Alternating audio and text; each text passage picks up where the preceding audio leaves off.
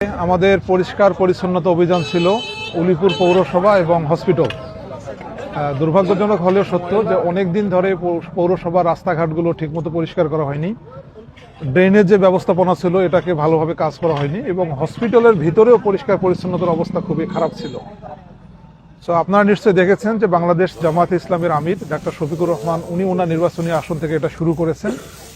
তারই ধারাবাহিকতায় আমাদের যে একটা পরিচ্ছন্ন উলিপুর গড়ার প্রয়াস, এইটার অংশ হিসাবে আমরা আমাদের আজকে পরিচ্ছন্নতা শুরু করেছি।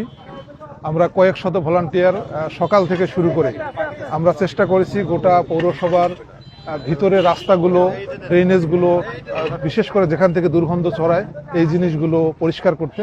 পুরো ড্রেনেজগুলোকে কিভাবে ওয়েল কানেক্টিভিটি করে আমরা পানির সময়, বন্যার সময় বা বৃষ্টির সময় যে আমাদের ঝামেলা হয়, এই পানির ঝামেলা থেকে আমরা কি করে মুক্তি পেতে পারি।